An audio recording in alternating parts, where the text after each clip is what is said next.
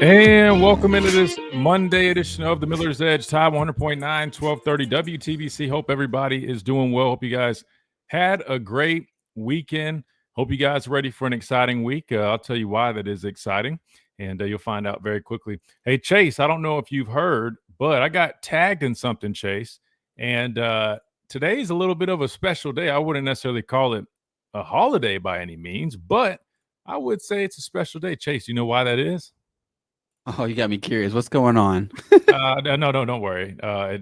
It's not that big of a deal. We're 47 days away from Alabama football, allegedly. That was the countdown number that I guess I was made aware of earlier. Someone tagged me in one of those posts where, obviously it's like, oh, X amount of days. Well, they tagged me today. So I'm assuming that's the correct amount of days. Now, I didn't verify that, but I'm assuming if I'm getting tagged in some post with me obviously wearing my 47 jersey, that's the count. So that's the day. Not a holiday. I wish it was a holiday, but no, we're just 47 days away from Alabama football, allegedly, according to what I was tagged in this morning, which is cool because obviously that means something to me, that number 47 jersey that you can see behind me, behind my shoulder right here if you guys are tuned in to the live stream. Speaking of live stream, we do stream the show now live. That way you can watch me do the show. You guys can see the visuals of the videos we watch, all that good stuff. Pretty sure you guys know the drill. But if you haven't tuned into it yet, check it out. You can always go to YouTube and search The Miller's Edge right there in the search box. All we ask you to do is like the video, subscribe to the channel if you haven't. That way you stay up to date. And you can rock and roll with us. We got a fun interactive chat. And the more people, the more fun it is. Obviously, everybody's in there discussing what's going on. We read some of those comments and questions in there, and we talk about it on the show, so make sure you guys check that out. And we also, if you prefer Facebook, we are live on the Tide 100.9 Facebook page as well. Same thing. You can check us out there and do all that good stuff. But obviously, we welcome everybody to tune in. Tide 100.9, 1230 WTBC. Per usual, I know we got a lot of listeners via radio. And if that's your method, don't stop. Obviously, keep doing that. We love all the radio listeners. But if you just want that extra dynamic, right, you can always check out one of the streams as well. In terms of what we got for today, Chase, well, it's finally here. SEC Media Days is here. People are making their way down there. Obviously, we got some folks from Tide down there, so you can stay up to date with the latest from them.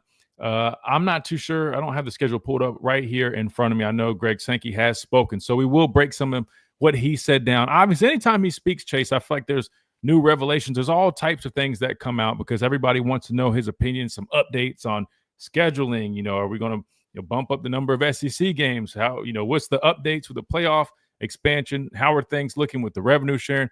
Obviously, all those are going to be hot topics with him.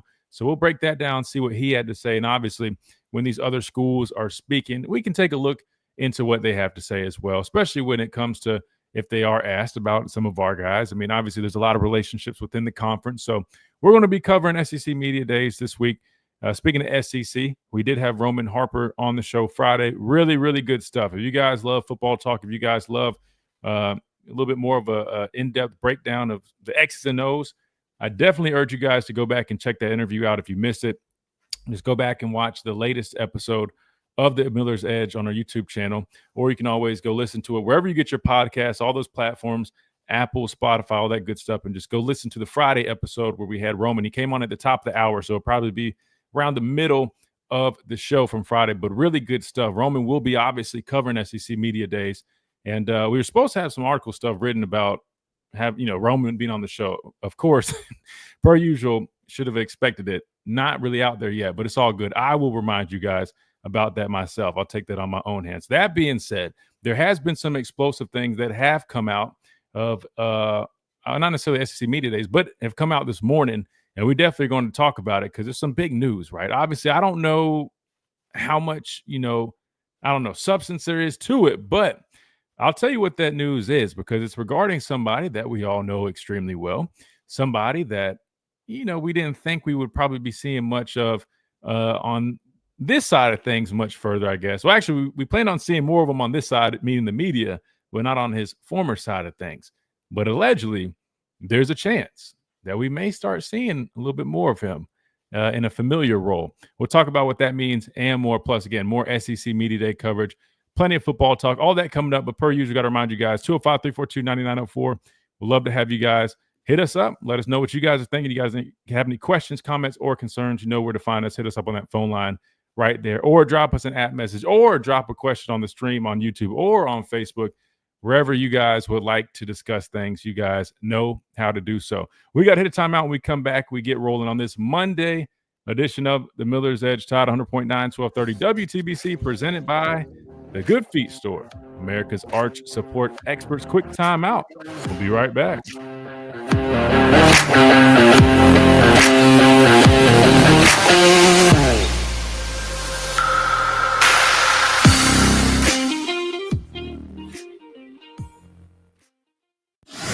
The Tide 100.9 WTBC 12.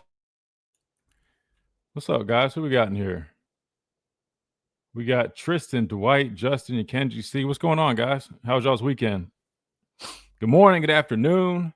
We're back. What's going on? Roll Tide, see?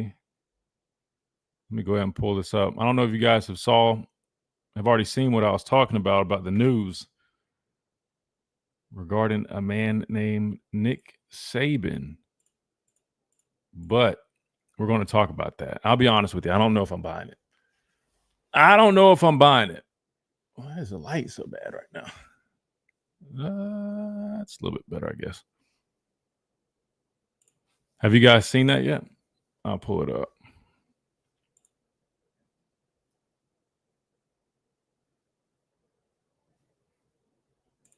Let's see if I can.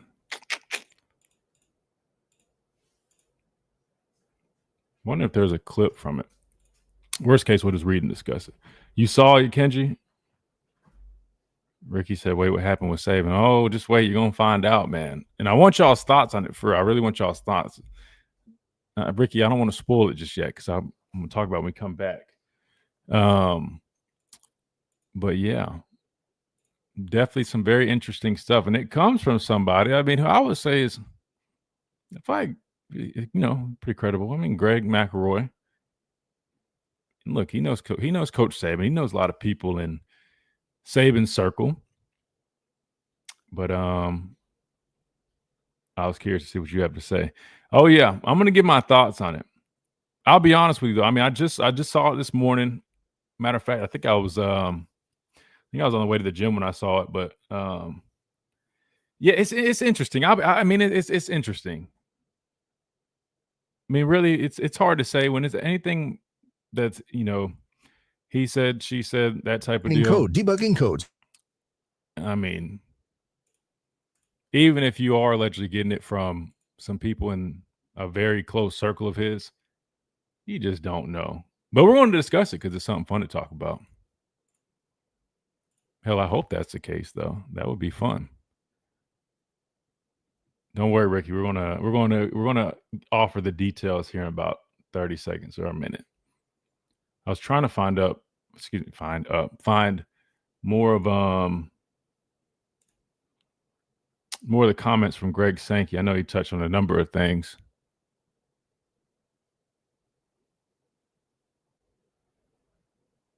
Maybe I'll just read the highlights from Ross. 800, 8,000. This is Miller's Edge on Tide 100.9.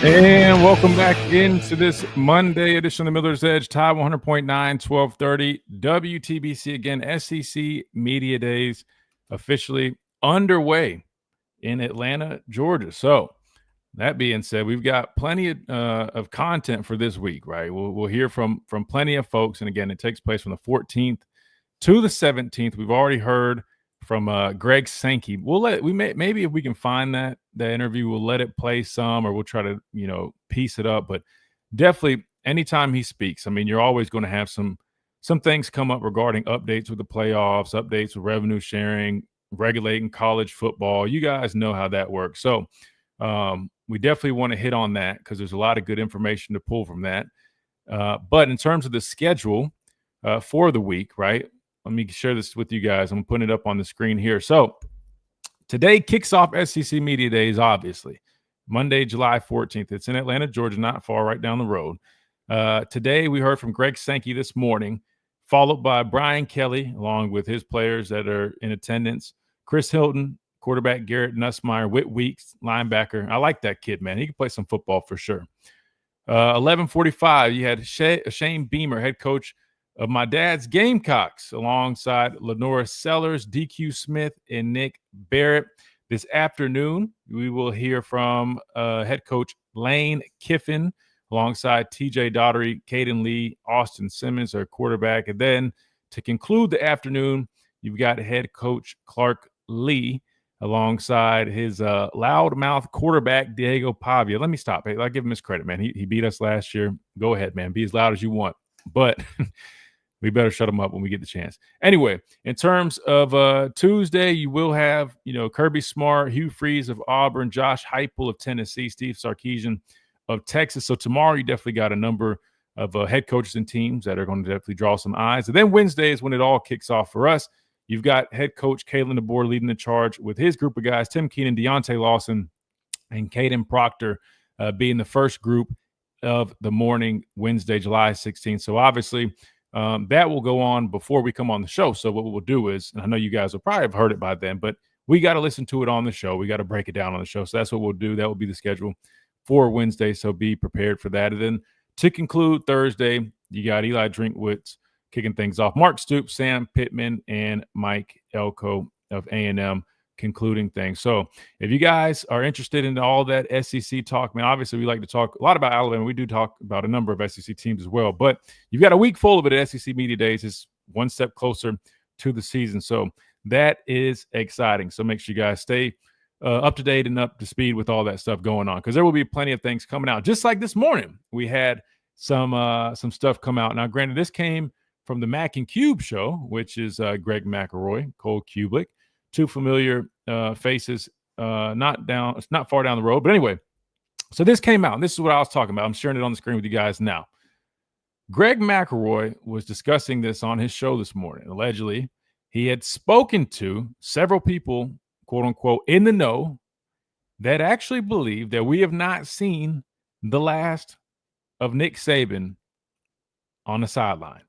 Now, I know you guys are probably hearing that. If you already heard it, you definitely already still are probably confused. But if you're hearing that for the first time, you're really trying to figure out what I just said. Yeah, I just said that. Basically, he talked to some people, and they feel that Nick Saban hasn't truly called it quits in terms of coaching. Now, obviously, we know what he's doing right now. It's not like he's just, Ed Odron, I feel like kind of just fell off the face of the earth. I mean, I'm not really doing much media. I mean, I think he's just like on the beach and stuff. Matter of fact, I saw a clip of a kid kind of trolling him and said roll tide to him, and he ended up cussing the kid out while he was trying to enjoy a nice stroll in a nice area, good weather. I don't know where he was at. But anyway, I mean, we know what Coach Saban is doing, right? He's, still into his business ventures, doing that stuff, doing a hell of a job. Just won him an award for his first year in the media, right? Been, doing NFL draft coverage, college football coverage, killing it with ESPN, all that good stuff. So he's very much alive and well and, killing it, right? As we all would expect. But allegedly, he's not completely done, or he maybe hasn't completely closed the door on his college coach. No, I shouldn't say college. We'll just say coaching. They just said coaching, which leads me to this, Chase. Number one, let me just ask you this real quick. You can just give us a quick yes or no. Are we smelling cap or not? Or do we think there's some truth to this? Do you feel like Coach Saban would actually return to college football? Do you think that could happen? Man, if he goes back to coaching, I expect Jesus Christ at my front door. I don't see him coming back anytime soon. With the landscape of where college football is at, he would need Miss Terry on the field with him side by side, making sure he doesn't blow a gasket at a 20-year-old who misses a catch. So no, I do not see him coaching, even though I respect Greg McElroy and what he brings to the table because he's an awesome reporter. But yeah, I think he's fine where he's at. He's chilling, sipping some lemonade and relaxing a little bit. I don't see him coaching anytime soon. You tell me, Chase, you don't see him signing back up to being at the complex at 6:30 in the morning, grading film, watching tape for 2 hours, cussing his coaches out, meeting with the guys, calling 16 and 17-year-olds, offering them $500,000 to come to play school here, worried about his quarterback transfer to the trench. You're telling me he don't want to do that anymore? Nah, I'm being funny. Nah, I'm being funny. Let me tell you what I think about it. But real quick, before I do that, let's read into some more details too, because here's the article, just in case we missed some of it, because then that was really just the headline of it. But here it goes. So Greg McElroy, again, on his show, said that, he heard some people predict that Nick Saban will return to coaching at some point, right? He cited a very much in the know person. So he obviously trusts this person. He claims that those people or that person really truly believe Saban would get back to the sidelines. McElroy brought up the idea during an interview on the show with Paul Feinbaum. Saban currently works for ESPN as an analyst. We all know that. He's not part of the SEC Network's coverage of SEC Media Days. Actually, I didn't know that. That's kind of interesting. So he's not in attendance, but maybe he had some other stuff to do. I think he did work at last year, maybe. But anyway, McElroy pointed out that it was someone notable who told him this, and but they don't think he's necessarily done with coaching. And he said, so this is important. This is really important right here, that person was quote unquote adamant, right? Adamant, you guys know what that means. It's like they're very strong-willed. Like, I mean, they feel a lot of conviction with what they're saying. Like they really believe that is true. This is a little bit out of left field, but the question was asked of me. A very much in the know person, this is what McElroy said, that I have a lot of respect for and I've spent a lot of time around and just really, really admire. So he's going on and on with these details. I mean, like he's trying to say, like, all right, I can't say this person, but I'm trying to make it clear. Like, this isn't like, oh, I was playing golf and some guy that I've run into maybe once every, blue moon was just talking after, downing some beer. Nah, he's saying, I mean, a reputable guy that I know, a guy that I trust, a guy that I spend a lot of time around that I really trust in. They're saying this stuff. They seem to think Nick Saban's not done coaching. I had a similar reaction. He's pretty adamant that he thinks Nick Saban will be coaching again. Look, if it wasn't someone notable, I'd have never say a word. And he's right on that. I mean, that is, for him to say this, it's pretty explosive. And so obviously he does trust this person because, I mean, listen, I hear stuff all the time that I'm just like, I'm just probably not going to sit there and say that publicly out of respect, but also because I'm like, I don't want to say something, but then, it not be the case. And then people are looking at me crazy. Feinbaum responded with a resounding no when McElroy had asked him if he was buying into the speculation. Greg went on to agree with him, and Feinbaum pointed out the life of the legendary coach is living, including is improving his golf game. So obviously they're saying, look, man, coach is down in Florida. He's got that nice house in Florida. I want to say he's like neighbors with what, like maybe I'm making this up. I want to say I've heard like Aldine, Tiger Woods. I've heard a couple names being thrown around, but that's why, like, when you were just making those comments, it's like I was laughing and being funny, but it is kind of true. Like, I mean, he spent his whole life coaching, and look, when he retired, I thought he got out at the right time. Look, granted, his last year, you lose to Michigan in the bowl game, but look, you win an SEC championship, you make it to the college football playoffs during a year when many people wrote you off. Many people actually view it as one of the best coaching jobs he's done. Obviously, it would be fireworks and a storybook ending to end on a national championship. But I mean, I feel like when he got out was a solid time, right? I mean, his whole thing was, I don't want to ever run the program down. Let's say his final year was take Kalen DeBoer out of the picture. And it was last year, going 9-3, losing the Michigan bowl game. I mean, think about how that would be as his final season versus what was the year prior. Anyway, so basically, Paul was breaking down kind of what he's doing now. It's Nick Saban, but ran into somebody the other day who spends time with him down in Florida. You can imagine where, and said that he's literally having the time of his life. Why wouldn't he? I mean, talks about playing golf. I mean, look, what Coach Saban is doing right now really is, I mean, it's again, I'm speaking for him, but think about it. I mean, I know how doing the media, man, if you have a good situation with media and you enjoy that, I mean, it's great because, a lot of former guys, I'm going to talk about former guys for a second. Just think about it. A lot of guys get into coaching. A lot of them get into media. I can tell you the difference.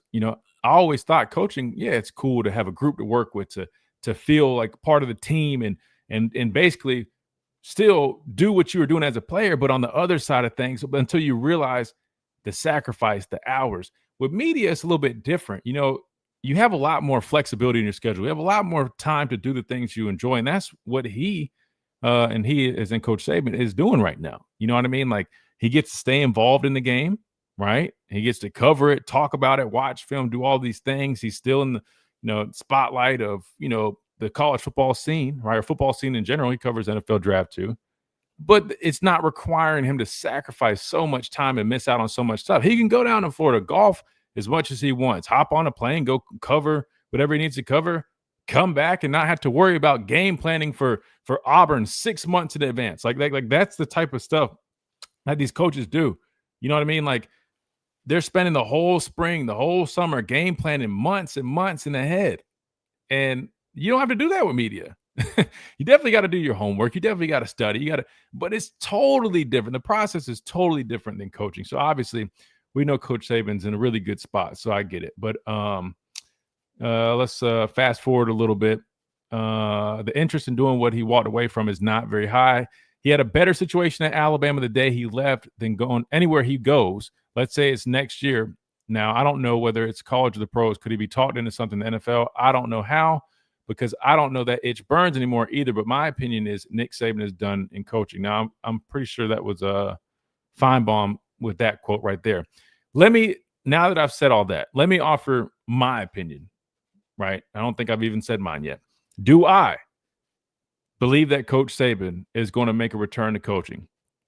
No, not really. And for everything I literally just named, so I'm not going to go back over it, but because of the situation he's in now, being able to be connected to the game without it requiring such sacrifice, he's, afforded the opportunities with his kids, the travel, to do all these things. We've seen the pictures of him taken by his daughter on the boat, growing a beard out, looking like he's an actor in an action film. I mean, I just don't see him giving it up. Not to mention, once you kind of get used to that new routine of, spending time with your family, I just think it'd be really hard for him to go back all the way. And then, like I've told you guys, the real reason, the reality of why he retired, it literally was he just didn't know if he could still do things at a high enough level and at the same capacity, given his age. I know we always joke about NIL and everything else, and people swear that that's why he retired. But the true reason, and this is a fact from him, is because at his age, it just was too much. It was too taxing on him physically, mentally, emotionally, and it was taken away from quality time with his family and loved ones. And that's all understandable. And to me, that makes perfect sense. That being said, let me throw out another little twist here, Chase. I do actually feel like there could be a chance that you do somehow see him in a capacity. And here's what I'm referring to. When I was here, you had a guy by the name of Joe Pendry. I don't know if you guys if you guys are Alabama fans, you know who Joe Pendry is. If you're a football fan, you probably know who Joe Pendry was.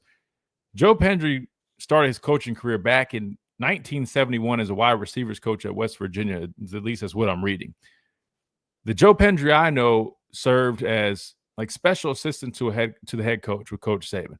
If you look at Coach Pendry's like coaching resume, I think his last stop was assistant head coach and offensive line coach at Alabama, 2007 through 2010. So you guys obviously remember Coach Pendry from that capacity.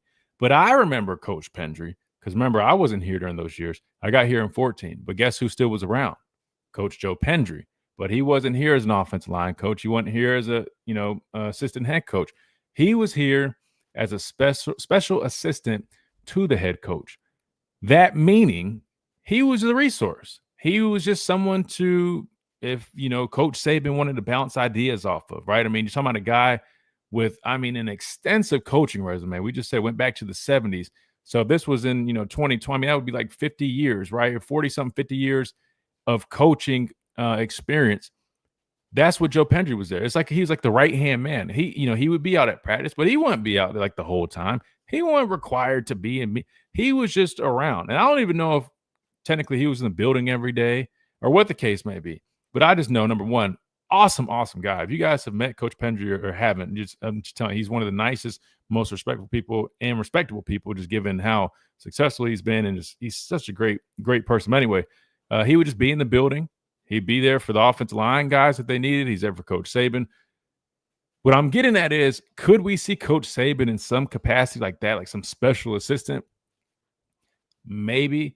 Do I really see that happening? Not really. But if I think he was to return, do I see him taking on a full, basically what we just saw with Bill Belichick? Not like Bill Belichick retired and was just out of the game, but how Bill Belichick just popped up with a whole new gig coaching UNC.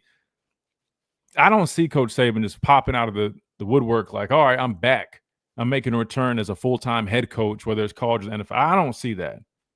But I could see him being like a special assistant to somebody he's very close with. Like maybe it is like a Bill Belichick. Maybe it is somebody he's, just really close with. Maybe they want him on board in that capacity. I could maybe see that. Maybe.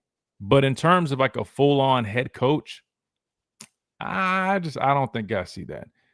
That being said, I want to get y'all's thoughts on it. What do you think? Do you think we've seen the last of Coach Saban legit on the sideline, or do you think there's a chance that this report from Greg McElroy has any legs to it? Again, I don't think there's many legs to it, but he said the guy he heard it from was very adamant about it. And I don't know. We'll have to see. I mean, with Coach Saban, there's no telling, but I guess we'll find out.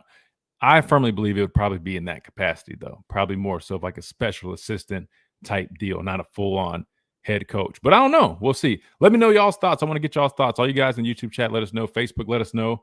Drop an at message. I know we got some folks on the phone line. We'll get their opinion. 205-342-9904. Let me know what you guys think. Have we seen the last of Nick Saban on a sideline coaching football, college or pros? Want to get y'all's thoughts after this quick timeout right here on the Miller's Edge. Tide 100.9, 1230 WTBC, presented by the Confused Store, America's art sport experts. We'll be right back.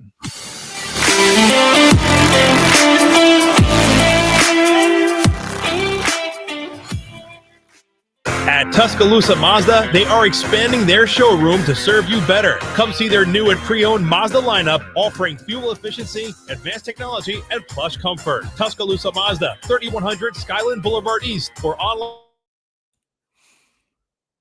Let's catch up on the chat. Tristan said he's not buying it. Dr. Crystal, good morning. What's going on?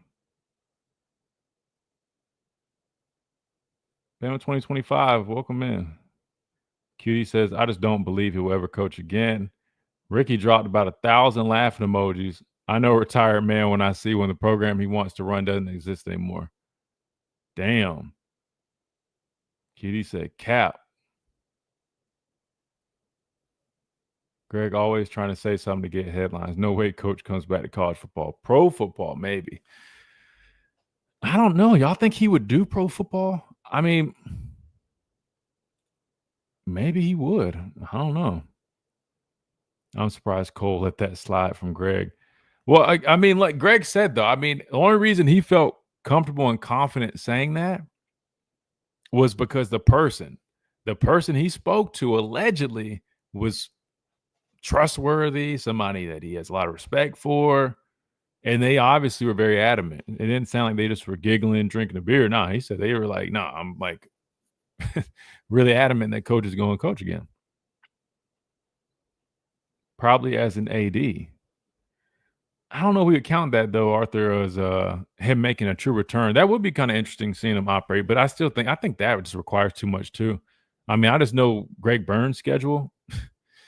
Yeah, I mean, Coach Saban might as well coach football if he took on the role of an AD. Not saying what you're suggesting is bad, but I'm just saying, like, knowing how busy Greg Byrne is, I look at it like, man, he might as well just stick to coaching because they really both require a lot, just different capacities. Or I guess I should say just different avenues. Maybe that's a better word. He may have bad taste in his mouth. The way the NFL went, and may want to try that again, but I don't see him coaching in college anymore. Fair? I mean, it would be interesting if he came back if he came back and tried his hand at the NFL. I think that would be pretty interesting. I just don't think I see it, though. Yeah, I can see him return to the NFL. Isn't he and Pete Carroll the same age? They're both up there. And I think Pete Carroll might be like the oldest coach in NFL right now, maybe. Q06, what's up? Dr. Chris said, I'd be a head coach before Saban comes back. This afternoon, a few ice. Hell, I'll get over that the time constraints and all that. Shoot, if they're going to pay me $10 million to be a head coach. Hell no, he's not going to coach again. It's Caveman Ellis. All right, Ellis, we got your vote for no. On the ABC 3340 Weather Center on Tide 100.9. It's 84 degrees in Tuscaloosa. Just like Jaden Daniels. Hey, man, a lot of people are confident in Nussmeier. I'll pull up some of those clips in a little bit.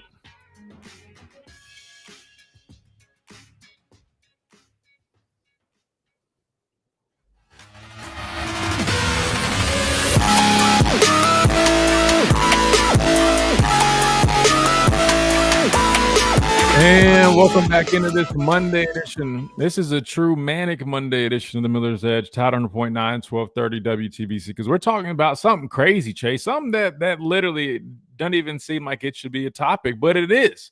Again, that topic is, will Coach Saban return to football? I know we guys see media days going on. We'll dive into that, but I feel like we had to discuss this because this I saw this morning. I said, hold on, what the hell did I just read? And sure enough, this is what Greg McElroy was saying, and he said it came from a trusted source who was very adamant. So you guys heard my thoughts on it. Now it's time to get y'all's. 205-342-9904 is the number. We're going to go to the phone lines. I was reading through the YouTube chat. You guys got a lot of great opinions here we've been discussing. Again, if you guys haven't already, check us out on YouTube at The Miller's Edge. You guys can join in on the conversation there, and we definitely can discuss that live on the show as well. But let's kick things off. First up, we got Pat. Pat, welcome in. Hey, good morning, good afternoon, man. What's up, Pat? What you're saying is there's no way, in my opinion, there's no way Coach Saban would come back in a head coaching position for simple reason. The same thing, had he been able to hire the great defensive line coach that went to LSU, that had he been able to have hired Ryan Grubb, to have Bo Davis and Ryan Grubb on the same coaching staff, Coach would have coached another 5 years. No doubt in my mind that would have happened. Does that make sense? So wait, say that one more time. You're saying you think he would have? Had he been able to hire Bo Davis, which he was turned down, and had he been able to hire Ryan Grubb, which he was turned down, had he been able to hire those two, he would have probably coached another 5 years, in my opinion. Respectfully, I'll be honest, Pat, I don't think so. I think it really just boils down to, he just really was a little worn out of, his day-to-day as a head coach and all the requirements, given, his structured schedule. His process was so in-depth and to a T.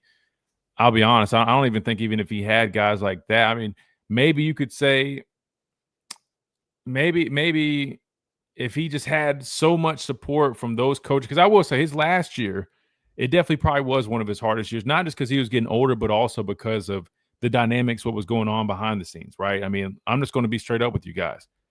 Kevin Steele, and I you guys know me, I try not to overshare on the radio, but I feel like everybody does all these podcasts and everything anyways. So here's the truth. Kevin Steele wasn't contributing as much as they anticipated, right? Yes, he was the defensive coordinator. They hired him to be the defensive coordinator. Let's back up. They didn't want Pete Golden to leave. The plan wasn't to have Pete to leave and go to Ole Miss. They wanted to retain him, as much as a lot of fans don't like him. That's just a fact. They knew that there just wasn't, a whole bunch of people out there that they felt comfortable with replacing Pete at the time. They had no choice. They had to scramble. They ended up hiring Kevin Steele, right? Just hoping that he could at least, he's familiar with Coach, knows how he likes things done. But the reality was that final year with Coach Steele as defensive coordinator, by a few games into the regular season, he wasn't really operating as the full defensive coordinator. He was still there, but the Coach was having to do a lot more. T-Rob was stepping up, and that's just a fact. I don't know if that's really been reported, but that's the truth of the matter. So, yes, Coach Saban's final year definitely required much more out of him because he was almost serving as – he was contributing much more as almost a defensive coordinator than he had been in any years prior, really, because Coach Steele almost was like there but not there. So if that makes sense. So technically, yes, so maybe I could see him stretch another year, maybe if he didn't have to extend himself so much because of what was going on with that. But I just don't think like, oh, if he hired those guys, he would have been able to pull out 5 more. I don't think that's the case. I think he just genuinely thought, he was kind of about at his limit with what he could contribute. Okay, I was just thinking that he would have Grubb as a coach in waiting, and yeah, no, I get what you're saying. No, I get what you're saying. It makes sense. Don't get me wrong. I understand. You're saying almost like having guys that he can trust, that it almost takes some pressure off of him. I get what you're saying. Maybe pull out another year, but I just genuinely think he really. I mean, you got to remember he coaches what, like 70, just over it. I think that really was more of the kicker than anything else. But I get where you're going, Pat. That makes sense. But the fact that he couldn't hire big coaches that had a whole lot of horsepower, for lack of a better terminology, that just like down in Louisiana, that Cajun sounding coach was a great defensive line coach, but he didn't have the horsepower. He got lucky. He found lightning in a bottle when he won the national title. That just that would never happen in 10 more scenarios. That would never happen again. But that just doesn't. Some people just don't have the horsepower in order to be the boss man. I mean, because that's just like Coach Bryant was he was a good coach, but he was a great CEO, CEO, and he could surround himself with eagles. Coach, from Coach Bryant's tree. I mean, just one after another, very good coaches came from his tree, and that's the thing that I believe that they're going to have lots that this year is going to be really good. But my question, the reason I called you today is not to talk about recruiting, because God knows we lost one, but and we probably really didn't want him. If we lost him, we wouldn't have lost him had we really wanted him. That's what my thing. Who do we lose? Who are you referring to? KJ Ford. I wanted a Ford to go with my tank, but that ain't going to happen. Oh yeah. And a tank because I'm greedy, because I want Tank Jones, and I wanted a Ford to go with the tank to go with my jet. But we as Alabama fans, we are greedy. We're very greedy, and sure. But I look for us to have that this thing's going to finish up probably with Tank Jones. But I didn't call to talk about recruiting. I called to talk about this year, other than quarterback, who is the most important piece that has to play at a 5-star level in order for us to win. In my opinion, it's Proctor. That Proctor has to be what he was advertised as when he first came to Alabama. That unless that happens, that we are in trouble. Yeah, I agree 1,000. I really would just say the offensive line in general, but if you wanted to pick one out, I would say either him or the right tackle spot. I feel more confident in him going on year 3 than having an unproven guy at right tackle. Now I do know Will Conformity has improved, year after year, and they like his progress. But to be fair, I mean, that's still more of a wait and see versus Proctor. We at least have seen him. I thought he made improvements last year, but still, he hadn't played to his full potential yet, right? He'll even tell you that. I mean, if people are projecting him to be a top 5 pick, I'm expecting to see top 5 play. And if he plays like that, that should be the key to this offense, right? Everything really is going to start with the running game, because that takes pressure off the quarterback regardless of anything else. But it's so funny how people are so quick to forget, like, we haven't protected the quarterback so well. And we're so focused, not me, but everybody else so focused on who the quarterback's going to be. And, now we got this guy who's more of a consistent thrower. Magically, everything else is fixed. But I'm like, guys, you got to go and break everything down. Go back and look. If he doesn't have time to throw, I don't give a damn if you put Pat Mahomes back there. It won't matter. Exactly. So you're right. The offensive line, to me, is the true key to the piece, not only to protect Ty, but to establish that running game, to take pressure off of Ty, and to really give our offense rhythm and have the ability to be balanced, not be one-dimensional. So, yes, offensive line, Caden Proctor, those tackles, they are the key. You are 100% right, Pat. Yeah, because I see Ty has very good escapability. He's a whole lot better athlete than people give him credit for. And I think we're going to be fine at the quarterback position because he really only has to play as good as McElroy when you get right down to it. All jokes aside, I like Greg. Greg McElroy won us a national title. Hey, his throw to Roy Upchurch in the Auburn game, brings back fond memories to me. But anyway, that was a good one. McElroy to Upchurch. But anyway, you have a blessed afternoon, and I just kind of thought we'd talk about something besides recruiting because we're going to finish this class up, I believe, with about 22 to 23 commits, and we're going to have to be satisfied being number 3 in recruiting. I hate it, gotta hate it. I don't like losing. I don't like losing in tiddlywinks. You know what I mean? Yeah, I'm with you. But hey, we'll see how it turns out, though. I mean, I think they might have a chance. We'll see. Well, Pat, we appreciate you, brother. Yes, sir. You too, man. Take care. Good deal. That was our buddy Pat. Next up, let's go ahead and keep on rolling. We got Steven from Raleigh, back in my neck of the woods, the Carolina. Steven, welcome in. Hey, Christian, how are you? I'm good, man. It's been a while, man. How's everything been? It's been a while. I don't usually get the call this early. That's right. Actually, a whole football season's gone by since I've been able to call. But I was listening to you, man. Which I normally do. I listen to you all the time. Oh, thank you. And I was, you were talking about Coach Saban. Yeah. I do have an opinion about this. All the reasons that Coach Saban retired are still there, Christian. Mm-hmm. And he could have stayed and had anything he could get anywhere else at the University of Alabama. But Christian, if he were to go to an Oklahoma, to whoever's on the main hot seat team, even LSU, whoever's on the hot seat, mm-hmm. he is going to tarnish his Alabama legacy just a little bit because there's going to be some Alabama fans that their feelings are going to get hurt if he goes there. Fair. That's fair. They're building that Saban Center, and you've got Nick Saban at Florida or Oklahoma or wherever. It would feel weird with the Alabama legacy. It would feel weird. Yeah, However, it would you almost stole my thunder.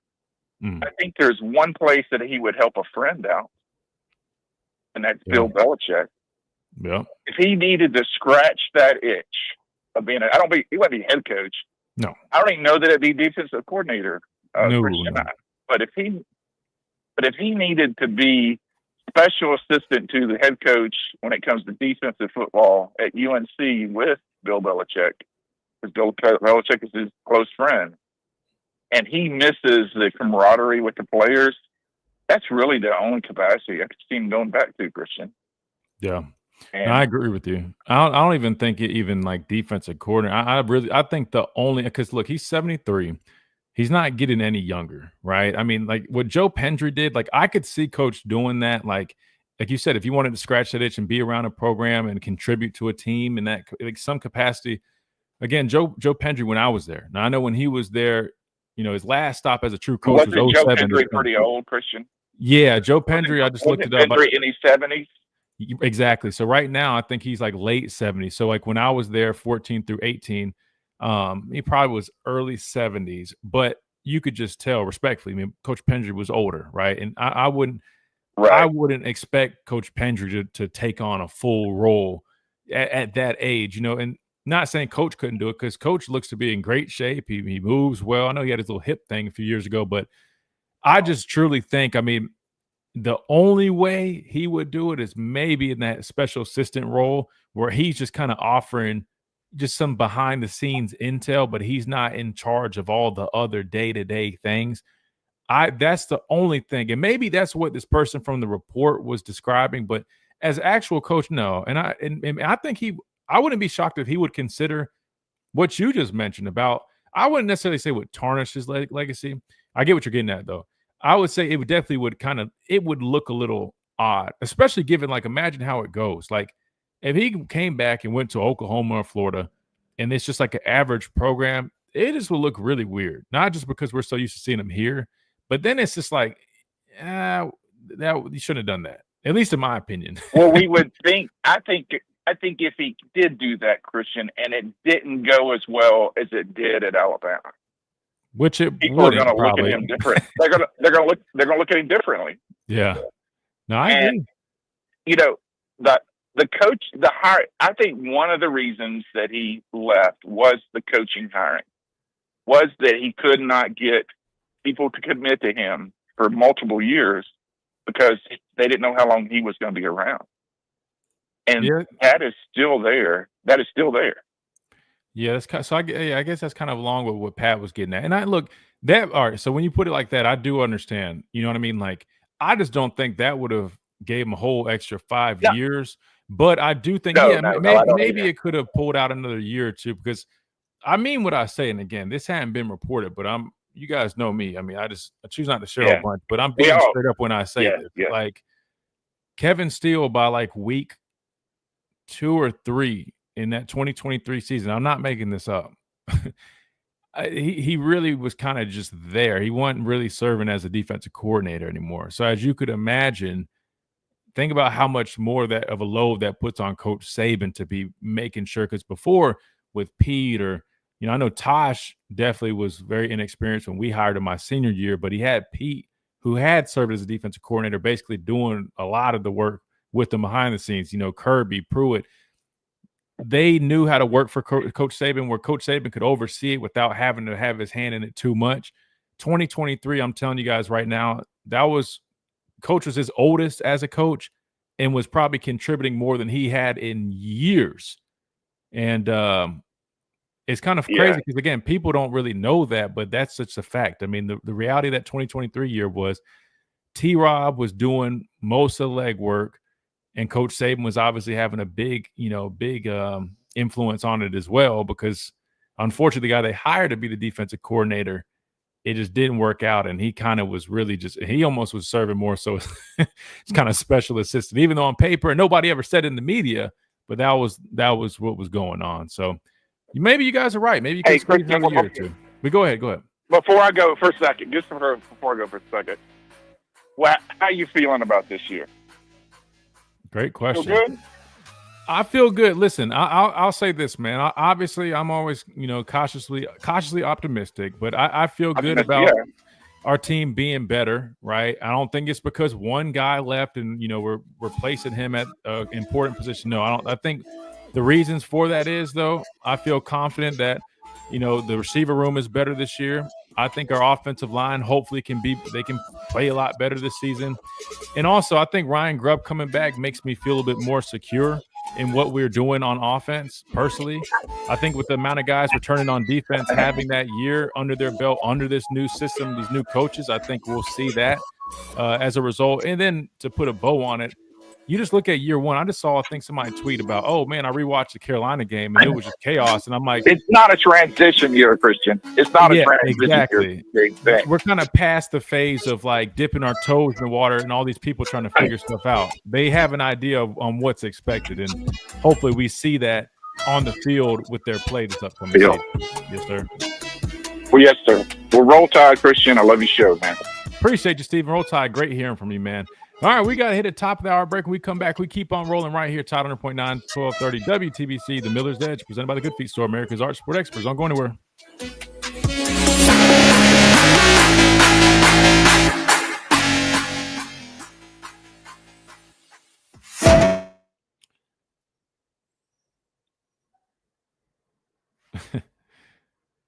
Why are you laughing like that, man? Saban as a position coach. Yeah, I definitely wouldn't see him doing that. Even though it looked like it's, we play around and laugh, but to be fair, I mean, as a head coach, he loved, working with the cornerbacks. He stayed with the cornerbacks during Indy. I mean, he tried to act like he was a position coach during those times. That's disturbing. Disturbing. They didn't have a plan for Golden leaving. Well, it's because I mean, I can't remember what the pool was, but there just weren't many options out there. And you got to remember, I mean, Coach Saban's system was his system. So it's one thing to hire an offensive guy to work under Coach Saban, but as a defensive guy, you had to hire somebody that really understood his system and could do things the way he wanted it to be done. Like, and anytime you ask a coach, think about this. I mean, you're asking a coach, hey, come here, but you're doing this system, and you guys know how a coach is. It takes a certain coach to do that, right? Remember they interviewed DJ Durkin. I remember they were thinking about him. He had experience working with Muschamp. Muschamp comes from the Saban tree, but they ultimately went with Kevin Steele. And again, I know it sounds crazy me saying that, but I'm just telling you what's a fact. And I hadn't really shared that because I just always have been like, I don't want to be talking too much. But I just realized, man, everybody they do all this talking anyways, man. Like, there's nothing wrong with sharing a little bit. We're 2 years from it, but yeah, that was the real deal, man. That he really was like, after like week 2 or week 3, he no longer was really serving as a defensive coordinator. I can't really tell you exactly what transpired, which led to that. I just think, he also was older. I don't know if he just didn't necessarily have it in him like he thought he did, but Kevin Steele in 2023, yeah, he wasn't. After like the second or third game, he kind of was like checked out.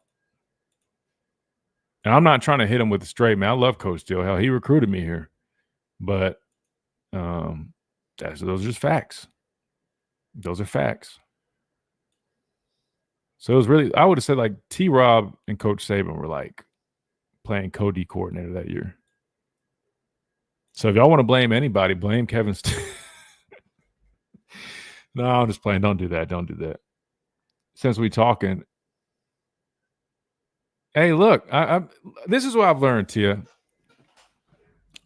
Everybody else, like Greg, all these people, they go on in their show, they talk to people and they share stuff. I'm like, I'll obviously do it in a respectful way. I'm not going to sit there, oh, so-and-so said this, or, oh, I know that. No, I'm not do that, but I'll share a little bit more with you guys. I don't really care anymore. I do care. Don't get me wrong. It's not like I'm just going to talk crazy. You get what I'm saying, though. I feel like I can be a little more open. I feel like sometimes I'm too reserved. Since we're talking, I heard Saban had Joe Pendry listen here still heavy on the line. Yeah, he still was around a lot. And seize the deal. That's what I'm saying. I can see Coach Saban being like that. Because Joe Pendry wasn't necessarily like in every single meeting, but he kind of was like overseeing, not overseeing, but like, how do you explain it, man? Like, just kind of like making sure, you know what I'm saying? Like, just kind of trying to help out how he could. And then obviously, like, he would meet with Coach Saban all the time. They would just meet individually. They would discuss game plan, just, things like that. Like, I could see Coach maybe doing that. Anything more than that, nah. I don't see that. Ricky, if you're still on the line, man, we're about to come to you. We got JR, then we got you. Hopefully you guys are holding tight, man. I want to get all y'all's thoughts on all this stuff. And Tia, we got your app message, matter of fact. Tide 100.9 Tuscaloosa weather. Afternoon, a few isolated storms through the evening hours. The high today 94, tonight's low 73. Tomorrow sunny during the morning, a few spots. Could see an afternoon shower or storm. The high tomorrow at 95. I'm James Spann on the ABC 3340 Weather Center on Tide 100.9. It's 90 degrees in Tuscaloosa. This is Miller's Edge on Tide 100.9.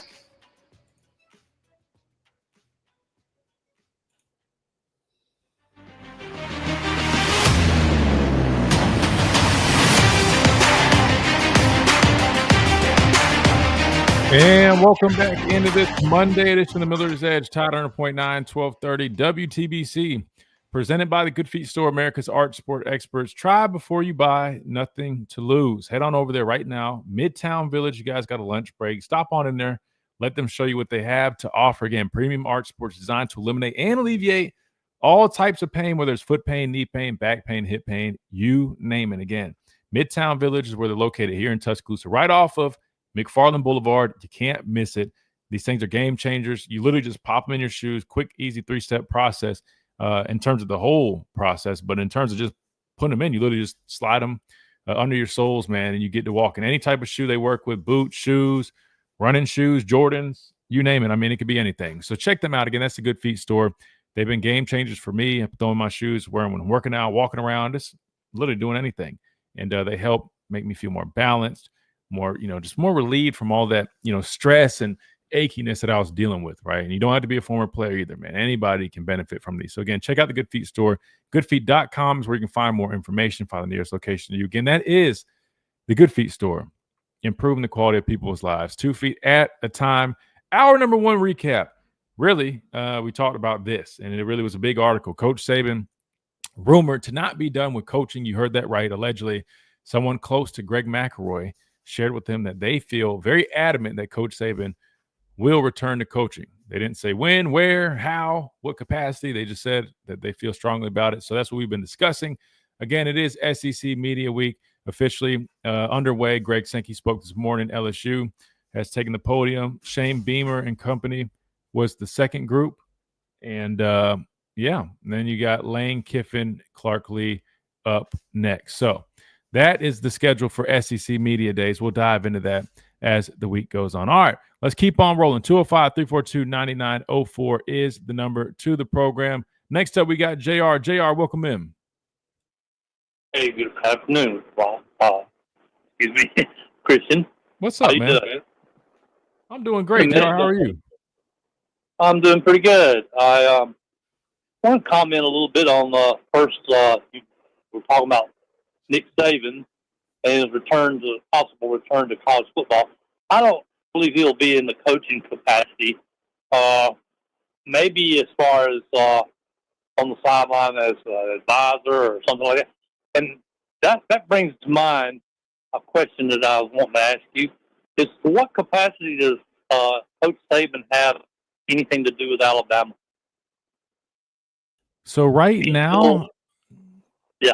So right now, I would say Coach Saban is kind of in an interesting role. I mean, he's kind of just a resource for anything that they might need. So basically, he has an office there. It's basically, I mean, when I say anything they might need, they don't really call on him much, but he's just like an open book. He's a resource. If they need, if the coaches want to talk to him, if they want to discuss anything, if recruiting, whatever the case may be, it could be whatever. He's just kind of a resource. So that's kind of his capacity right now. He's not in the building. He's not going and, checking on things. He's not doing that, but he does have an office in the stadium.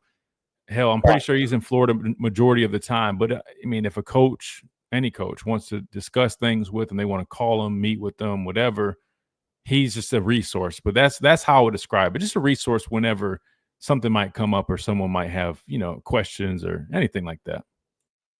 Well, even though I don't believe he'll be returning to college football as a coach, if he were to, then he'd have to drop all the Alabama connections, right? I would imagine so. He probably would have to remove himself from that role as, resource or advisor. Yeah, probably would. It would be kind of like not fair to who he was coaching now.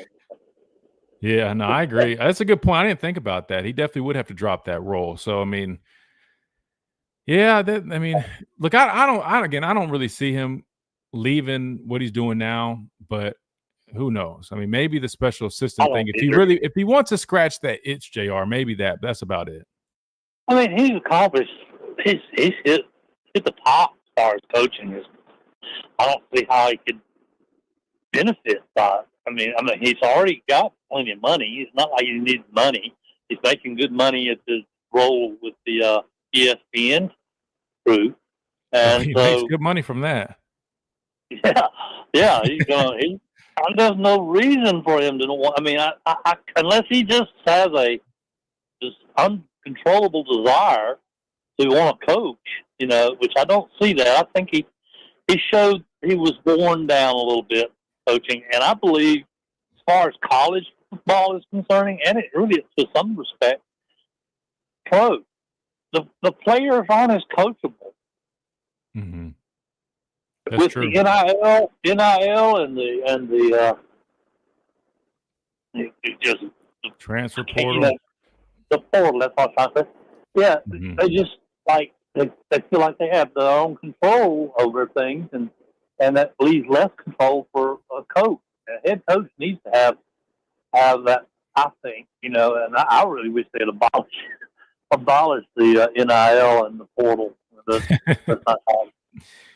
I don't think that happens, JR. I think they potentially move. It's like one portal window per season, which would be great. But to some degree, the portal, yeah, but yeah, I think they'll probably do something like that. I don't even know how they could NIL. Well, the thing about that's a whole circus because we thought we were getting some guidelines finally, right? I mean, we have the committee now. You have to submit NIL deals, but we found out schools are just saying, all right, we're just going to offer deals prematurely to these guys while they're in high school. That way we don't necessarily have to get it approved. The other people that are sending their deals to the clearinghouse, some people are complaining that they're getting backed up. Well, the reason they're backed up is because they're having to do more, digging into it because some of these deals probably feel a little lucrative for what the services are. So, yeah, it is what it is. But in terms of coach, man, I don't see him coming. What he's doing right now is, literally getting paid probably damn near as much as he was coaching. He looks as happy as I've seen him. Oh, yeah. No, he looks like he's enjoying it. Why wouldn't he be? I mean, he's on his boat. He's down in Florida. He can hang out with his wife, Miss Terry, and grandchildren and children. And the cast that he's there with, they have a hoot. Oh, yeah. He loves it. And I can't imagine why he would want to leave that. Hell, he gets $500,000. Alabama pays him $500,000 to be a resource, like literally to have an office in the stadium, in which he's earned that every bit of it. But you get what I'm saying? I feel like he's in such a great spot, man. Again, if you just really want to scratch that itch, maybe special assistant type role. But at 73, he's not getting younger. I just don't see him making the decision to fully come back. I don't know. Does Saban have any role in recruiting? Right now, no. The only capacity, and this is a fact, this is not people just reporting, the only capacity that you might see him is if he's in his office and maybe somebody has a request like, oh, we want to stop by his office, or we would like to meet him. I'm sure he wouldn't mind doing something like that. Coach DeBoer was attending a funeral service, and that was why those recruits, talked with Coach Saban, just kind of why, they killed some time a little bit, right? Why not go talk to the GOAT for an hour or two while, Coach DeBoer handles some business before he gets right back? That's about as far as you'll see it. Have they maybe asked him again, like per request, maybe somebody just wanted to ask him a question, or maybe, I'm sure that's probably come up. But in terms of like, is he actively recruiting? No. Anybody that reports that, it's a lie. I did not mean going out to the recruit's house for a phone call, or maybe like you said, just to meet them, shake their hand, maybe talk up Alabama, how they have the best coaches to coach up players to the best of their potentials. And, I just feel like Saban, the more Saban, better. Yeah. I think, like I said, I think if it's like requested, right? Like, I just want to be clear. It's not like it's like, okay, every official visit, we're going to have a segment where we go visit Coach Saban. No, it's not like that.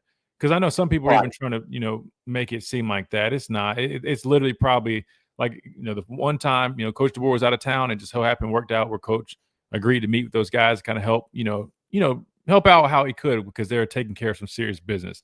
I'm sure if a recruit or the family was like, oh, we would love to go see his office or something, he's in there, yeah, sure, he'll probably have a little conversation. But it's not like, no, it's like integrated in the visits or anything like that, no. Well, I appreciate the chat with you here. Absolutely, man. Glad to hear from you, JR. I appreciate it, man. Great stuff. As soon as it starts getting closer to kickoff, by the way, I can't remember, it's like 46. How many days till kickoff? Hey, it's 47. I know that because that number belonged to somebody I know. It does, doesn't it? That's right. 47 days. Yep. Well, all right. I appreciate it. And I enjoyed the chat. And again, I'll call sooner than later. Yes, sir. It sounds like a plan. We appreciate you, JR. Good stuff. All right. We got to hit another timeout. We come back. We got Ricky Rose coming up next on the phone lines. 205-342-9904 is number. Quick timeout. We'll be right back.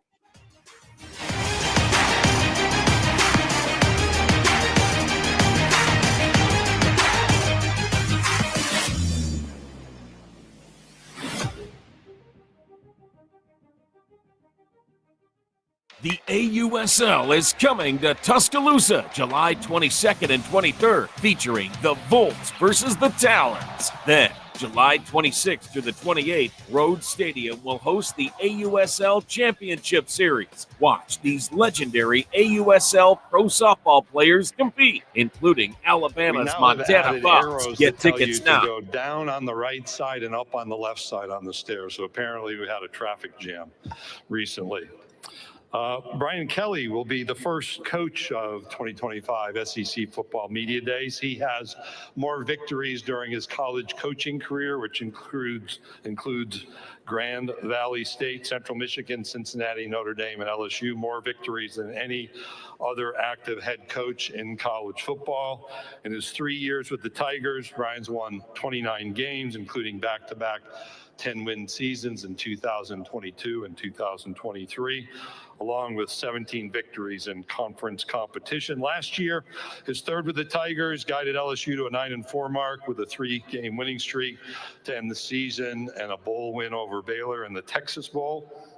He's a native of Everett, Massachusetts, a 4-year letter winner at linebacker and 2-time team captain at Assumption College.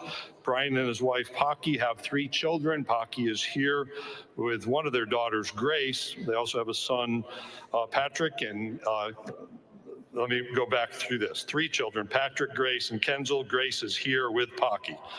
The Kellys are active in community outreach and have established the Kelly Cares Foundation, which has donated nearly $8 million to support causes related to fighting against breast cancer since its founding in 2008.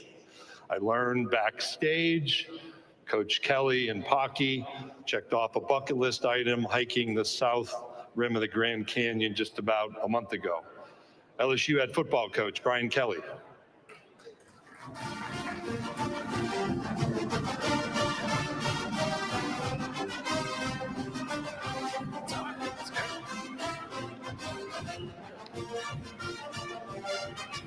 I'm not starting until that's over. Go Tigers. Love it. Well, welcome. It's an exciting part of this month because This is Miller's Edge on Tide 100.9.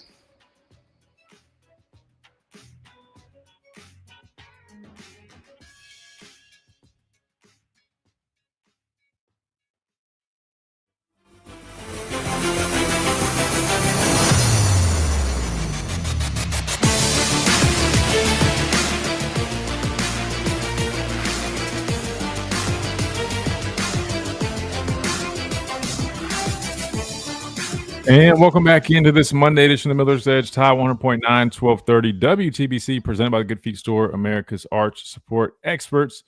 All right, back to the phone lines. We go 205-342-9904. Ricky Rose, you still with us? What's going on, guys? What's up, Ricky? What's up? Man, so check this out, right? I listened to you guys talk to Roman last week. Oh, yeah. He says something that like I never really thought of before, but maybe I wasn't like listening. So he mentioned that like once the ball goes over the safety's head, the game is essentially over. But he also emphasized the run support for the safety position. So I guess my question is, what do you value more if you play the safety, like the explosive plays in the air, or do you rely more on like working with the linebackers to help stop the run game? Are you talking about for safeties? Yeah. Well, both. It's really both, right? Those are just two different areas that they have to be responsible for. And that's why when I was talking about that safety commit that we just picked up, I really was impressed with this game because he displays the ability to do both. And that's why, I mean, safety it's an underrated position. A lot of people don't necessarily give it as much attention as they should, or credit, I should say, because especially depending on the scheme, you can see a lot more of that having to happen. For example, so Strong safeties typically are, more so expected to play down, right? Those are your bigger guys. They play in the box more. Free safeties are a little bit more in the back end, right? But in our system, number one, we play a lot of cover three, which in cover three, it's a 3-deep defense, meaning so you'll have one safety deep. You got 2 corners that are third defenders, and that means the other safety is going to be playing down as and underneath, right? This is a 4 and 3 deep coverage. So what happens is when you play cover three, one of your safeties is a box player. Does that make sense? He's rolling down. He's got to play in the box, meaning he's expected to provide run fits. In our system, the way we play it is we don't even have like true, like strong or free safeties. It's really just we play a 2-safety system where I don't know if they either do left or right or field or boundary, but the way it works is depending on the formation and the strengths and weaknesses, they kind of just rock and roll. So you really need both of those guys to be able to do both, because there's going to be times they're the one playing the deep part of the field. There's going to be other times that they're expected to play down in the box. So for our system, and I'm just using our system as an example because it's very much so prevalent. But to answer your question, yeah, I mean, they got to be able to come down. They got to be physical. They got to be able to provide a run fit. They got to be able to tackle well. But they also got to be able to defend the deep part of the field and not let things get behind them. They've got to be able to play in the slot. They've got to be able to cover guys in that area. So safety, it requires a lot.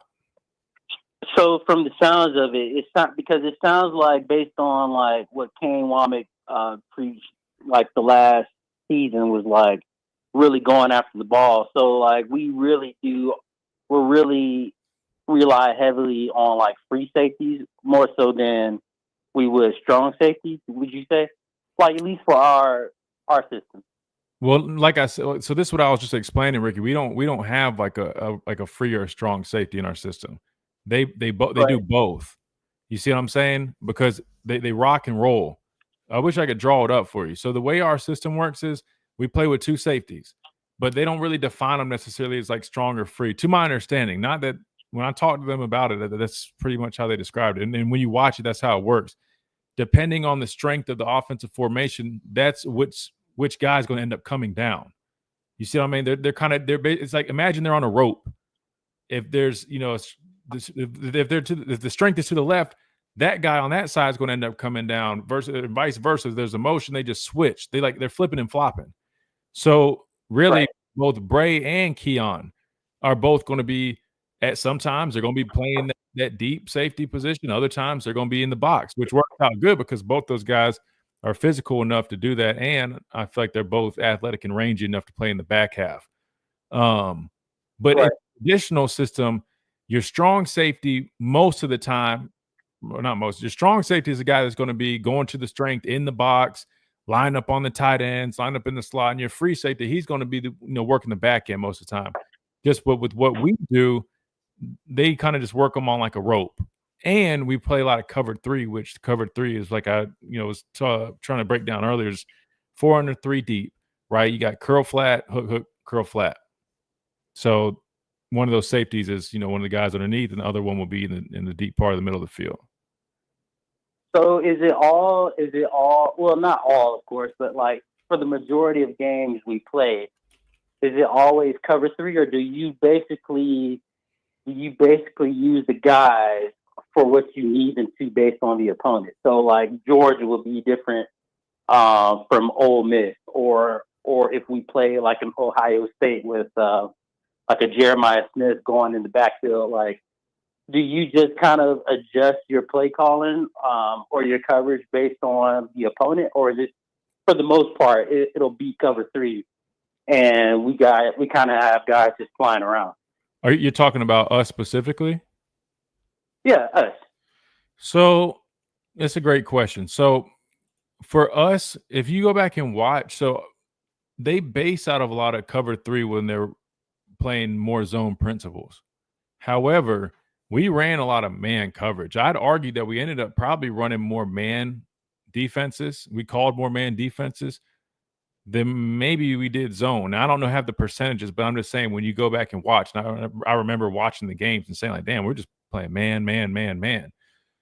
But with that being said, in terms of the game plan, it could depend on a number of factors. Most of the time, when you're prepping for the other team, right? You could look at them and say, all right, well, this game we want to attack it this way. They got a quarterback that scrambles a lot. Well, what happens when you play man coverage, Ricky? All your backs are turned. So you have to take that into consideration. Hey, this guy, he scrambles a lot. If we spam man coverage, all our DBs have their backs turned. And guess what? If the front seven, those front guys don't contain the quarterback, we're out of luck, because while they're running with their backs turned, he's running and scrambling for yards. You know what I mean? So you take that into consideration. You take, you look at their skill guys. If you're going against a group that you're like, all right, man, they got some rideouts at their receiver position. What we feel good about our guys, you probably still roll with man, but maybe you say, hey, we want to try to play a little bit more zone, just because, we don't want to put too many of our guys in, rough situations or expose. We got a young corner, maybe, we don't want to expose him too much. So it could be a number of things, but definitely you take factors like that into consideration. For example, like if I'm a defensive coordinator and I'm playing against Alabama, and I know they've got Ryan Williams and Jeremy Bernard and Isaiah Horton, I might be a little cautious about running too much man, because I don't want to expose my corner to just getting beat, right? So I might try to throw in some bracket coverage on Ryan Williams. I might want to throw in some different zone looks to try to help that, our secondary out. So it really is a number of things. And even sometimes you look at your guys up front, you know what I mean? Like, are they able to get, enough pressure on the quarterback? If you're playing man, you got to be able to let those guys up front. They have to get pressure on the quarterback. If not, you're asking your secondary guys to cover for more than 4 seconds, man. That's not easy to do. So there's a number of things. So you mentioned guys in our safety room being I guess it's just general DB, but you mentioned guys having like the physical traits to like kind of keep up with or to handle tight ends or running back plays. How important is the physical aspect of that position? I'm trying to figure out like DBs. I know you guys require more so skill, and I get safety is a skill position too, in my opinion. But like, how much do you value like physicality with your safety? Great question. To me, I want everybody on my damn defense to be physical, but it just depends on the system. Like I said earlier, strong safety he's got to be physical. He's got to be a bigger guy, because he's going to be in the box a lot more. Look, let's just put it this way. Like strong safety, damn near is lining up as like an outside linebacker in some situations, in some defenses. That guy inevitably has to be a bigger, more physical player. I wouldn't ask a free safety that's a light guy who's not physical to go line up in the box, knowing that he's going to have to get down and dirty. Like, think about this. Right. Malachi Moore at times, he played safety. Think about how many times you saw him come down. There was times it looked like he was playing outside linebacker because he's lined up on a tight end or something like that. Like, that guy has to be physical. If you put a 190-pound free safety in that role, that is a mismatch, and he's just going to get dog walked. So really, the strong safety has to be the more physical guy. Guys like Ronnie Harrison's, Landon Collins. Think about those guys. Mark Ben, like, there's a reason those were big physical players, right? Versus if you think about some of the free safeties that we've had, right? I know Eddie played corner, but then played some free. Eddie was more of a free. Think about Eddie was rangy. Eddie, you wouldn't really ask Eddie Jackson to be playing down, in the box a whole bunch. So you just wouldn't want to do that. But that's why when you do find guys that have both of those qualities, it's nice. And it's actually kind of a necessity for Kane Womack, because going back to the initial point, they don't use a true free or strong like that. Both, basically, imagine in Coach Womack's system, just think of it this way. Both guys serve as both a free safety and a strong safety, just like for about half and half of the time. So they have to have both quality. They have to be able to do both things well. So just think about that for this system. Fair enough, man. I had to ask you about that because I forgot to call where I was working, actually, but I forgot to. Yeah, no, I'm glad you did. And I got to ask him this question come next week. It's a great question, but I want to save that for like tomorrow. Yeah, no, that's fine. Yeah, no, but again, that's a great question. And really, like I said, matter of fact, I'll if you tune into the stream, I'll put something on the screen that way you guys can kind of see a diagram of what I'm explaining, where you see like the strong safety end up at. You know what I'm saying? And it depends whether it's 2x2, 3x1, but realistically, let's not talk about our defense, but strong safety, imagine him as like, he's a safety, he plays in the back end, but there's a lot of times his responsibilities include playing down closer to the line of scrimmage. And just envision this, Ricky. Anytime you're closer to the line of scrimmage, the bigger you have to be, the stronger you have to be. The further away, you can afford to be a little bit lighter, less physical, and you got to be more athletic. So if you think of it like that, do you ever see any cover 2 or man-to-man, like heavy like plays within our system at all? Oh, like I said, man to man, yeah, we run man to man all the time. That's why I was saying I was kind of shocked because coming into last year, you know, all we talked about was vision coverage, cover 3, reading the quarterback. But then the product that we got was they ran a lot of man coverage. And I think what happened was, let's just call a spade a spade. I don't think Kane Womack has never worked with a group of guys this talented. He's never had Zabian Browns, Damani Jacksons, you know what I mean? Like, all these guys that truly cover, you know, 5-star quality players in his secondary unit. So I'll be honest with you. If you got guys that can lock guys up in man-to-man, why not play man? I mean, to me, man coverage, if you got the corners to do it, man, I mean, you can lock stuff down. Now, obviously, there's times that you want to do some more zone, but to me, I mean, it depends on the philosophy. Some people swear by zone. I mean, but I personally, I'm more of a, if you have the guys to do it, play man coverage. You don't have to worry about guys slipping into holes. You don't have to worry about everybody being in their zone and making sure the quarterback doesn't have time to pick those zones apart. If you got a guy that's strapping a dude up, run it. Run it, because I'm telling you, my dad always talks about pass rush being pass defense, but when you got good corners, I'll tell you one thing. I wouldn't have had 10 sacks, or would have 9.5 sacks, whatever it was, 10 sacks my senior year if we didn't have great coverage either. Now, granted, we work hand in hand. So, and we play a lot of pattern match and guys really locking stuff up. I'd argue if we were dropping in zone all the time, I mean, the quarterback would have ways to get the ball out quick. Let me give you an example. Cover 3, since we're talking about that, it's a 4 under 3 deep. Remember that. So, again, when I say 4 under, so the underneath, you've got a curl flat player, middle hook, curl flat. Then you've got deep third, which is your corner. Another deep third in the middle of the field, it's your safety. Then another deep third, your other corner. The weaknesses of that is you got down the seams, right? Because you only have a middle field safety. So he can't play both seams at one time. But then the other weakness is quick flats. Even though you have, you know, 2 curl flat defenders, the way you play the curl flat, you don't just scream to the flat, because then that leaves a hook window behind. So you're supposed to run through the hook and play with depth deep to short. That being said, if you're running a bunch of zone, people can do a quick little flat routes, quick little outs, and just hit those flats real quick and pick up, you know, little easy yardage. And if they're doing stuff like that, the quarterback's not holding the ball long. So I know we're getting a little bit in depth, but again, I promise I'll pull it up on the screen. That way it can help. That's why I be calling y'all to like learn. Like, so I guess my last question before like I hop off is, Ricky's itching. He's like, man, I love this football talk. I'm like, no. So no, I'm just playing. Go ahead. Communication, right? So would you say, because based off listening to what you're saying, would you say that communication needs to be stronger for the strong safety, or would you say the middle linebacker, or like both just as equal? So I'll say this. I mean, every communication is equally important. I mean, from the guys up front to the linebackers to the secondary, and it's because there's different types of communication.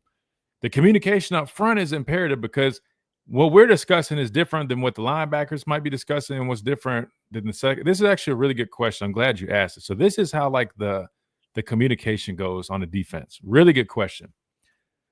The Mike linebacker, the linebacker who's in charge of calling the defense, he's going to first get the call and relay the call, right? Because everything starts with a call. We have to have a call. We have to know what the hell we're doing, right, Ricky? We're not just lining up in a spot, just running around.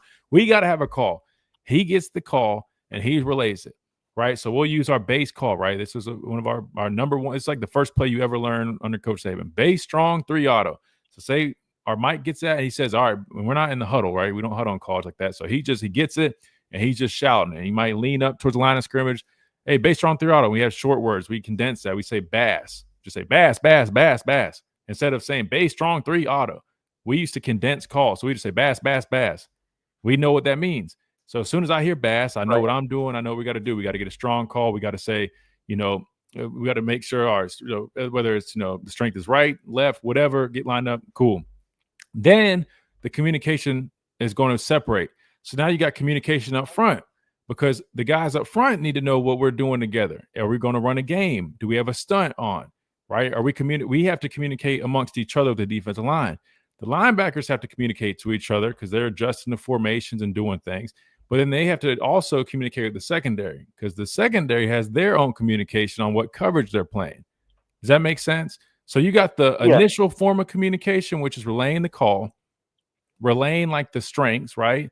Whether it's, Rip, Liz, you know what I mean? Right, left, things like that. And then we say like Ralph, Larry. There's always like names like right and left. You see what I'm saying? We'll start with the R or L. Right. And then the secondary, they all have to communicate to each other. And that's typically how it goes. So you have like the initial form of communication, which is the call, and then you break it down into the defensive line. We're all communicating to each other. Hey, right, rock, rip. There, we're doing all that. The linebackers are communicated, and the secondary is all communicated. The linebackers, they got to do both. They got to talk to us, and they got to talk to them because they might need to communicate with us if they're plugging something, if they're hitting a gap. They need to tell us that. So it is the linebackers then that based on that. I would say if based on that, yeah, you could say the linebackers technically have the most, I guess, importance when it comes to communication. But I don't even like making it seem like one's more important than the other because really, I mean, everybody needs to talk. Like the best teams, the teams that have the most success, everybody's talking to everybody. Even if it's stuff that we already know. Like even though like I can clearly see, if it's 3x1, I clearly know the strength is, say, to the left. Say the 3x1 is over there. It doesn't matter. We should, lucky. Liz. Like everybody should just overemphasize because then you don't have to worry about somebody saying, oh, I didn't get the call. I didn't hear it. Nah, screw that. Everybody was yelling it out. There's no excuse. Right. Yes, See, sir. So I ask these questions, man, so people listening know all the things that go into one play. Not even you know how we do. Oh, you know how we do, and it's over and over and over. I mean, it's every single snap. You get line back up and do it all again. Get the call, say the call, relay the call, talk the coverage. Oh, motion, change like over and over. Yeah, man. Hey, but that's what makes it fun, man. I mean, I appreciate these questions. You get me in that mode. I'm over here acting like I'm lined up, stacked off the ball because my senior year we had, like Mac Wilson and Dylan Moses were playing linebacker, and they're a little bit more reserved. So I used to help them out. And so, I mean, I just be communicating to everybody. I'm telling you, man, great defenses have great communication, man. Everybody's playing on the same page. All it takes is one person to not know what they're doing, and the whole play is a bust and a big play happens. So communication is key, brother. Spot on. I got another defensive question for you tomorrow, man, but I'll hit you guys up later. Yes, sir. Appreciate you, Ricky. Appreciate it. Man, that was great, man. Great stuff. Appreciate Ricky. All right. We got to hit timeout. We come back. We keep on rolling this Monday edition of the Miller's Edge. Tide 100.9, 1230 WTBC.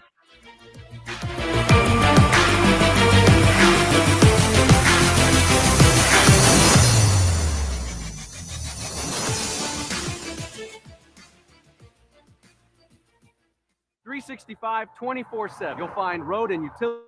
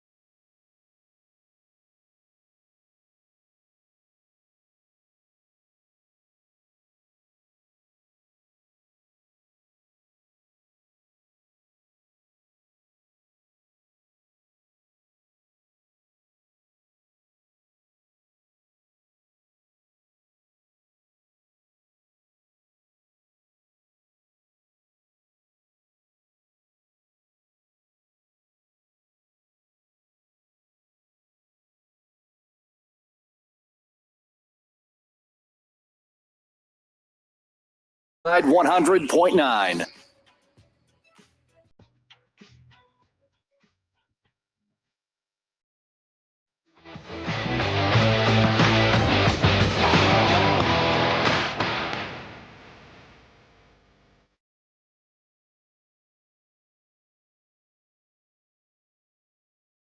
And welcome back into this Monday edition of the Miller's Edge, Tide 100.9, 1230 WTBC again.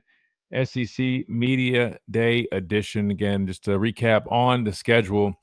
Alabama, I'll skip over the other ones. I think tomorrow will be pretty good, though. You got Kirby Smart in Georgia, Auburn, Hugh Freeze, Tennessee, and Texas all up on the podium tomorrow. So that should be a good one. Definitely pick some coverage from those. Today you had LSU, been playing a little bit of Brian Kelly talking, Shane Beamer, Lane Kiffin. So we'll pick the important pieces from it. That way we don't have to listen to every single thing. But obviously, some of our, opponents, come to the podium. Some of the top teams in the country come to the podium. So they're going to have plenty to talk about and for us to discuss. So we'll continue to do that. But the big day is Wednesday. If you're an Alabama fan, head coach Kalen DeBoer will be taking the podium to kick things off alongside Tim Keenan, Deontay Lawson, and Caden Proctor. So that is your schedule. But again, make sure you guys stay up to date with everything because there will be a lot of media coverage coming out this week regarding the SEC, regarding college football. And we're close, guys. We're really getting close. That being said, Chase, I know we got an app message. We've been rolling on the phone lines, and I love that. 205-342-9904 is the number. But let's take a switch, and let's go over to the app inbox. I haven't done that in some time. Let's see what Tia had to say, Chase. You got it, Christian. She said, am I the only one who believes that McElroy comment was extremely weird? I feel like he's trying to beat a story or something. I felt like we would get Saban returning rumors regardless, but I certainly don't think it would come from our own. Well, I mean, I'll say this. I mean, from what we read about it, I mean, it literally just sounds like he spoke to somebody who really shocked him with what they were saying, right? I mean, I don't think he would just say, oh, let me just come out with something to grab some attention, especially not today. I mean, I know we've been in the dog days of summer, but if anything, today is like the start to having plenty of fresh content. I mean, we've got SEC Media Days. It's here, and he covers everybody very extensively. So I think it genuinely, came from a, regular conversation he's having with somebody he really respects. And they dropped a bombshell and he just kind of caught him off guard. And look, like he said, if he didn't respect them or really think that they were really serious about it, he wouldn't have even mentioned it. But obviously, he felt that it was worthy of being mentioned. I don't know. I mean, we gave our thoughts on it. I think you guys agree. I mean, it's probably not going to happen, but would be crazy if you did see it happen. Never say never, but I don't really think that it happens. 205-342-9904 is the number. We got Ellis on the phone lines. Ellis, welcome in. What's up, Christian? What's up, Ellis? How's everything going, brother? Doing all right. There's no way Nick Saban will go back to coaching. You don't think you ever see him ever again? No. Just don't see it. Yeah, I'm with you. All them things you said, he's getting to go play golf. He's got that big house in Florida. He's doing all kinds of stuff. He's getting to be with his family, his grandkids. Mm-hmm.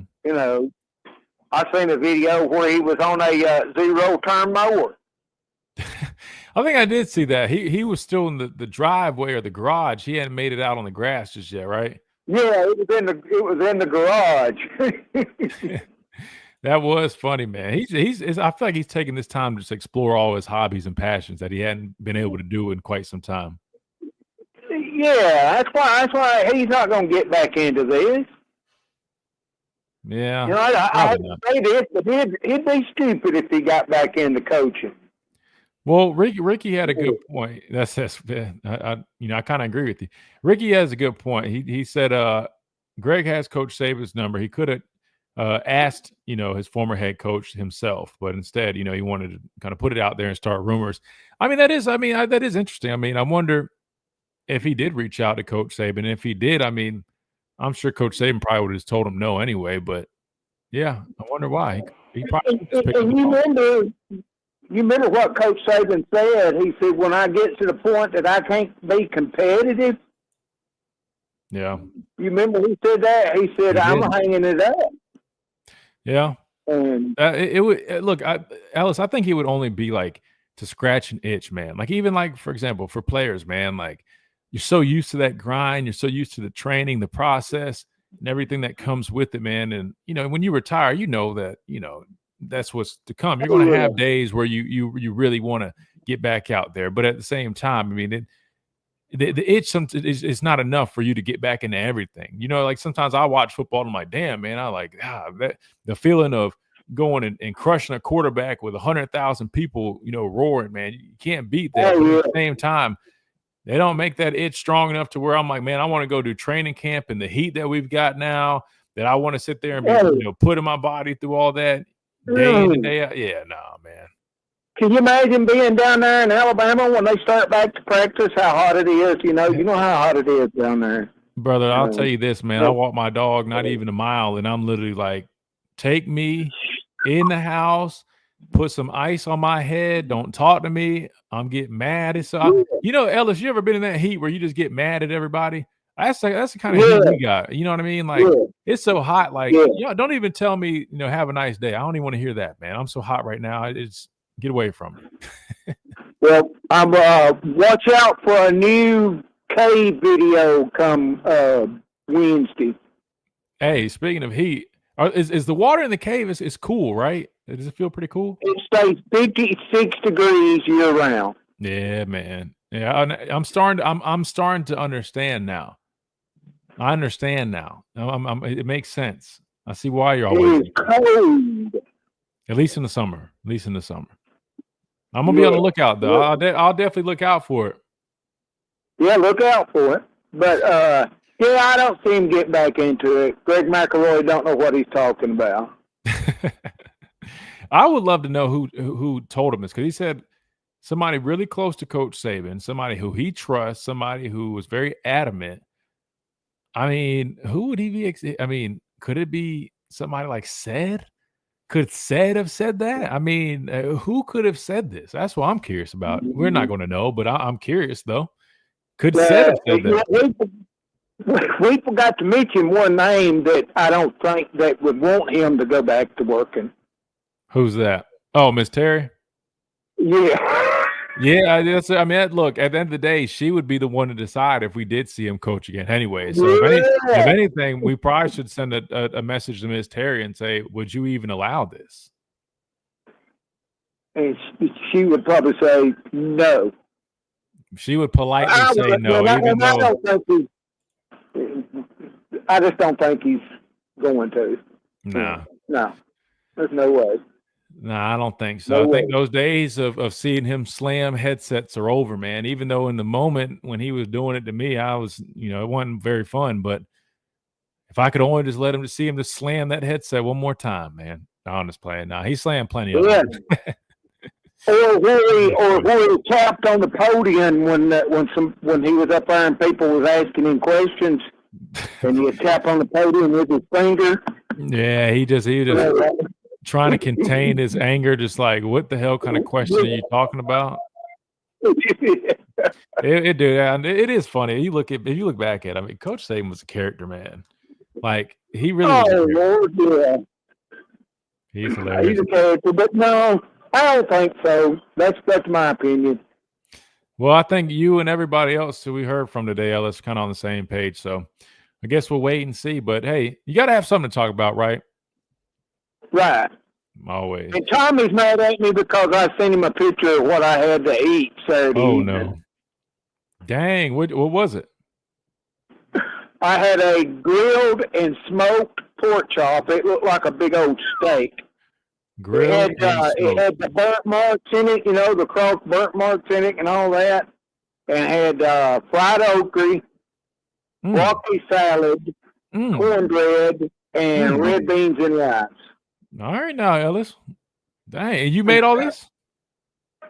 No, I went to a place down the road from my house. Dang, brother, you be eating good, boy. Yeah, got to, you be man. eating good, man. I'm telling you, Give me about 10 minutes, man. Once we finish the show up, I'm going to get me some nice lunch. I don't know what yet, but I'm going to get me some. Well, Ellis, I appreciate you, brother. All right, buddy. Roll Tide. Yes, sir. Roll Tide. Good deal. All right. We got to go ahead and get out here a little early since we combined breaks. That way we could get everybody on those phone lines. So we're going to make a little bit of an early exit. That being said, make sure you guys stay tuned. Again, you got SEC Media Day coverage throughout the week, which would be good. Staying up to date with everything that's going on. Again, Greg Sankey spoke today. We'll probably bring up a couple clips tomorrow, kind of some of the main pieces that he talked about.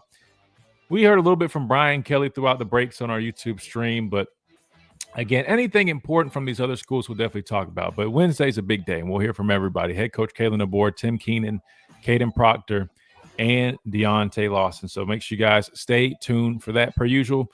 Got to give our thanks. Big thanks to everybody, all the contributors, all the callers, Chase behind the glass. Appreciate everybody. And again, real quick before we get out of here, might as well remind you about our friends over at R&R Cigars. Make sure you use that code Miller's Edge on their website, rnrcigars.com, for that 20% discount code. But if you're in the area, you got to stop by the mansion. 2703 Gary Fitz Street is the location here. Over 160 bourbons to try. They've got all the sporting events on the TVs for you. Wrap around porch, get you a stick, one of those bourbons, and kick back and relax. You can't beat the atmosphere there. That is R&R Cigars, the official cigar provider of Alabama football since 2014. We will see you guys tomorrow right here, Tide 100.9, 1230 WTBC. This has been the Miller's Edge, presented by the Good Feet Store. We'll see you guys tomorrow.